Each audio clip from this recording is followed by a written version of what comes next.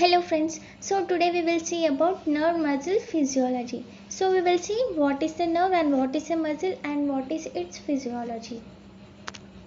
So a nerve is a white fiber or bundle of fibers. So it is a white fiber or a bundle of fibers. They transmit impulses of sensation to the brain or spinal cord and the impulse from the muscles and the organs. So the function of the nerve is to transport impulses. And the muscle, so a muscle is a group of muscle tissue, so that together they produce a force. So the functions of the muscle is that they produce force. So the muscle and the nerves are the excitable tissue. So these are the excitable tissue, means these are excitable tissue because they are response to stimuli and generate action potential. So these are the excitable tissue. And there are about 100 billion neurons in human central nervous system. So we have 100 billion neurons in human central nervous system. And we will see about the neurons. So neuron are the building blocks of nervous system. So they are the building blocks of the nervous system. They respond to various types of stimuli. So these responds to various types of stimuli, and they generate transmission of impulse to specialized function of neurons. So the main role of the neuron is to generate and transmit the impulse for the specialized function of the neuron, and the neurons are developed from the primitive neuroeffector cells. So these neurons are developed from the primitive neuroeffector cells. So we'll see about the glial cells. So these are the nothing but they are present along with the neurons in nervous system. So these glial cells are present along with the neurons in nervous system, and there are number of range is from 10 to 50 times in the number of neurons. So they are about 10 to 50 times more than that of the neurons, and they were considered as connective tissue. So these glial cells are considered as connective tissue because they are giving support and provides and bends together. So these are the connective tissue. And glia means glue in Greek. So glia means glue in Greek, and glial cells have role in communication in SNS. So these have communication role in central nervous system, and they do not generate or propagate action potential. So these glial cells do not promote or generate action potential, but these are surrounded around neurons and they provide support to the neurons. So it is the function of the glial cells. And glial cells are capable for division and proliferation even in adulthood. So these are capable for cell division. And neuroglia multiplies and fills the space occupied by neurons following injury or disease. So these neuroglia multiplies and fills space occupied by neurons. So when injury or disease occurs, the neuroglia multiply and fills the space of the neurons. And gliomas are highly myelinated brain tumors divided from glial cells. So these gliomas are highly myelinated and brain tumors which are divided from glial cells. And we will see about how development of nervous system occurs. So the development of nervous system begins by the division of undifferentiated stem cells. So these development of nervous system occurs by the division of undifferentiated stem cells. So these stem cells can differentiate into neurons or glial cells. So these are differentiated into neurons and glial cells. So neural send out process which becomes axon and dendrites. So these send out process which becomes axon and dendrites, and the tip of the axon forms growth cone to reach the target cell or tissue cell invasion. So these tip of the axon forms growth cone and reach to the target cells or tissue cell invasions. And the growth of the axon is guided by attracting, inhibiting and supporting molecules such as neutrophil factors. So by the neutrophil factors the growth cone is guided. So the neural development is seen during pregnancy. So these neural development we can see in pregnancy and nearly efficiently. So whenever we export to radiation, malnutrition and some other drugs, viruses can permanently hamper neural growth. So these hamper means a large quantity. So these large quantity can can hamper the neural growth. And the half of the number of axon forms the central nervous system undergo programmed cell death. So these central nervous system undergo programmed death cell termed as apoptosis, and this is believed to help in refining the connections. So this is believed in refining the connections. And we will see about the neuron. So neuron is a structural and the functional unit of nervous system, and neuron functions as integrators. So it functions as integrators because their output shows the balance and the input resolves multiple neurons. So their output shows balance and the input shows multiple neurons. So their functions as integrators. And we will see the structure of neurons. So it consists of cell body, nasal granules, dendrites and axon. So we will see about the, so we can see here these are the dendrites, and it is the cell body, and the nasal granules, nothing but they are present here. These are the nasal granules, and axon, it is an axon.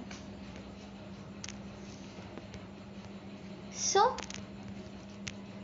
cell body, the cell body is also called as a perikaryon. So cell body, it is also called as a perikaryon. It consists of nucleus, endoplasmic reticulum, ribosome and Golgi apparatus that has structural and functional similar to other cells. So these cell body consists endoplasmic reticulum, ribosome, Golgi apparatus that have structural and functional similar to other cells.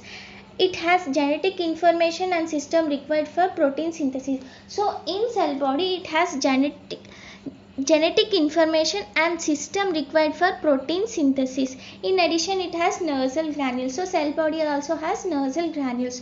So nasal granules, we will see about the nasal granules. So the nasal granules are also called tigroid bodies. So they are called as tigroid bodies, named after Germanian psychiatrist Franz Nissl.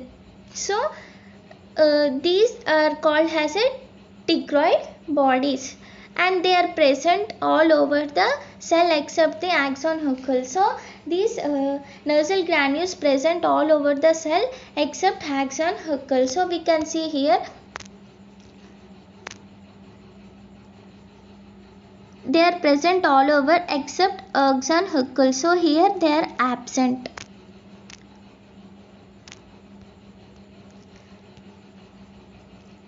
And they resemble ribosomes and help in synthesis of proteins needed for the transmission of impulse from one neuron to another. So they are resemble ribosomes and helps in synthesis of proteins. So these nasal granules helps in synthesis of proteins needed for transmission impulse from one neuron to another, and the proteins produced by them are useful in the maintenance and regeneration of nerve fibers. So these proteins produced by the nasal granules are useful for the maintenance and regulation of nerve fibers. They are disappear when they are injured. So when we get injured, so these nasal granules are disappeared. This process is called chromatolysis. So this process is called chromatolysis. They reappear during the regeneration of nerve. So whenever the regeneration of nerve occurs, this nasal granules reappears. And we will see about the dendrites. So the dendrites are derived from the Greek word dendron. So these are derived from the Greek word dendron. It is nothing but meaning of tree. These are 5 to 7 short branching process. So these dendrites are the 5 to 7 branching process. They carry information towards the cell body. So they carry information towards the cell body. We can see here these are 5 to 7 shortening branches. Here we can see, and they transfer information towards the cell body. So they transfer information towards the cell body. The dendrites is in cerebellar and cerebral cortex have small projections. So these dendrites has cerebral and cerebral cortex have small projection termed as dendritic spines. So these small projections are called as a dendritic spines. The branching dendrites increases the cell receptor area and thereby increase its capacity to receive signals. So these dendrites increase the cell receptive area and thereby they increase capacity to receive signals. And dendrites makes synaptic connections with multiple neurons. So these dendrites make synaptic connections with multiple neurons.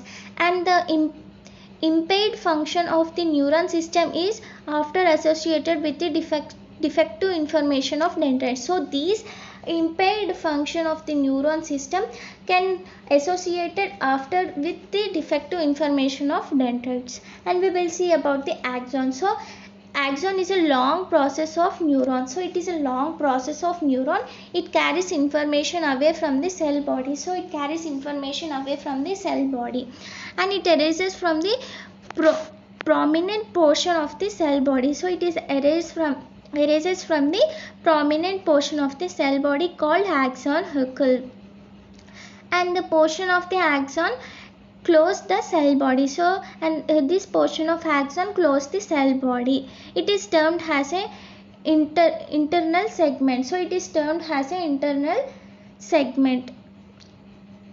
Initial segment. So it is known as an initial segment, not an internal segment. Initial segment. The initial segment is the trigger zone where the electrical signals are generated and then propagated away from the cell body. So these integral segment is the trigger zone. So the electrical signals are generated and propagated from the cell body. The axons are also called as a nerve fibers. So these axons are also called as a nerve fibers. The axons vary in the length and diameter. So these axons vary in length and diameter.